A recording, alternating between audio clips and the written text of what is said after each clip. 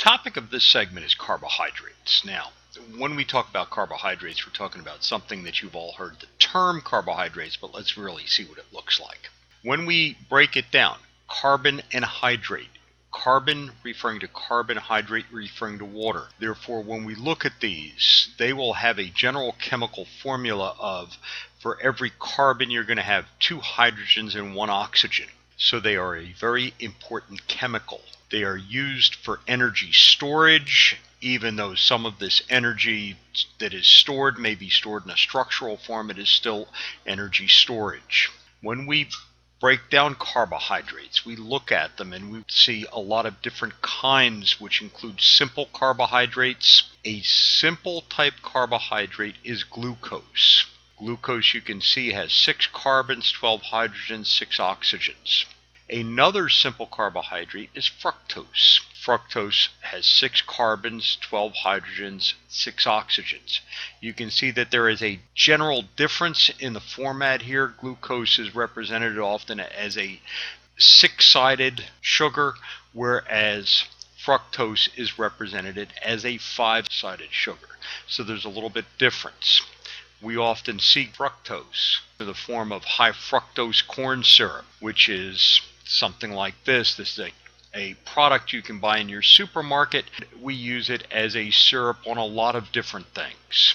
We can look at citric acid as being a type of carbohydrate. It's got carbons. In this case, it's got 6 carbons, it's got 6 oxygens, it's got hydrogens throughout. You can see in this particular case we've got a lot of double bonds. If we didn't have the double bonds, we would have the full 12 hydrogens in there. Citric acid is something like vitamin C that we either take or we get from lemons or citrus fruits, oranges and grapefruits. It is a very important chemical in the general makeup of metabolism. We can look at ribose. Ribose has 5 carbons, 10 hydrogens, 5 oxygens. What do we use ribose for?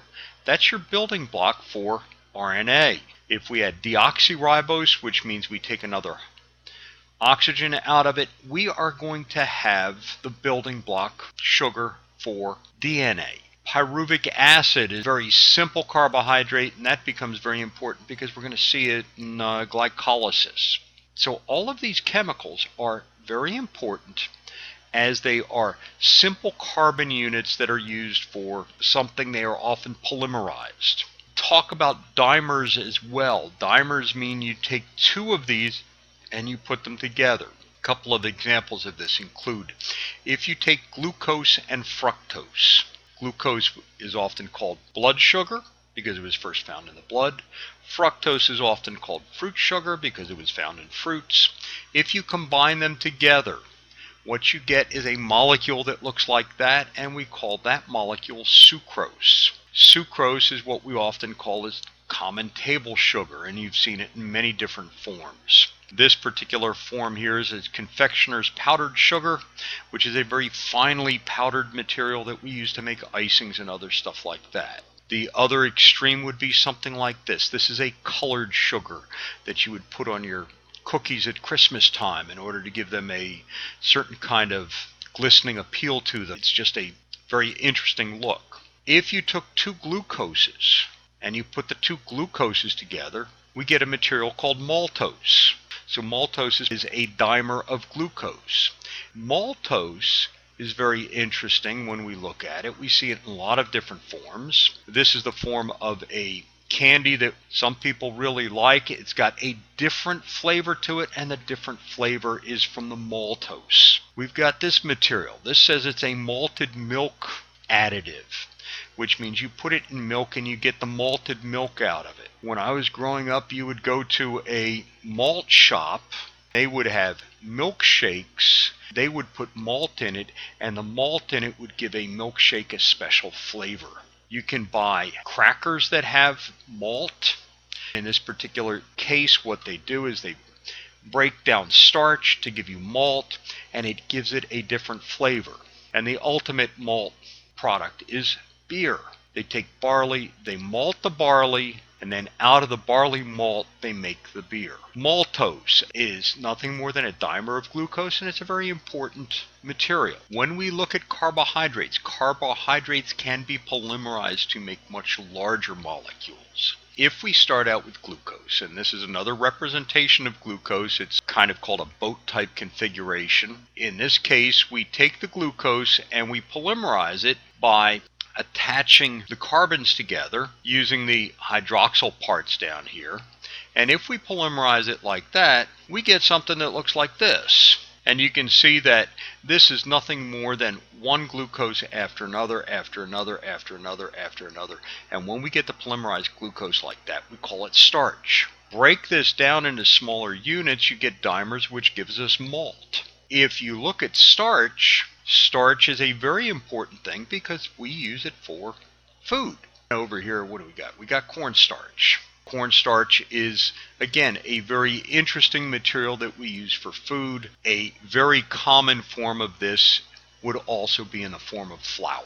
And flour is virtually nothing but starch. You take things like wheat, and wheat have a lot of starch in it, and you grind it up and you get flour out of it. So flour is mostly starch, and we use that for baking. And again, we are looking at it as an energy source. We also have carbohydrates in the form of cellulose. Now, cellulose is a little bit different. Even though it looks somewhat like the glucose you get in the starch, we have another form of glucose where we take it and we put it together like this, where you can see that the other end of it actually is kind of flipped. Rather than hydroxy going down, the hydroxy is going up. It's still going to be your glucose.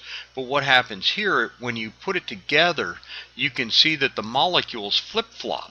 Over here, you can see the 6th carbon is up on top. Down here, it's on the bottom. Up here, it's up on the top. Down here, it's on the bottom. And so on, the whole way down. And in order to be able to put this together, you know, the things have to flip. And when they flip, you get this molecule. And this molecule is called cellulose. We have to have cellulose in our diet in the form of dietary fiber, but we do not have enzymes that are able to break down the cellulose that are produced by humans. There are certain organisms that do have the ability to produce enzymes that can break down cellulose, such as certain bacteria, but for the most part, dietary fiber does nothing but add bulk. When we think of cellulose, we often think of things like wood. Here you've got a picture of a tree trunk that's made out of cellulose. We know it has stored energy in it because if you take this, you can burn it. It's a very interesting material. We also use it for things. This shows you paper. Paper is made out of cellulose. All we do is we take trees, we process it down, and out of it we get paper. We can have craft paper, which is like this, which is a somewhat unrefined paper, and we can have the material that we write with, which is much more refined. Here's a place where they are manufacturing paper and putting it together in a lot of different forms. In this case, they were making labels of something, and so paper becomes very important in things that we do. When we look at carbohydrates, we look at a lot of different things. A lot of energy is stored up on the inside of it. There are a lot of uses for it. We use them as an energy source, and carbohydrates therefore become very important.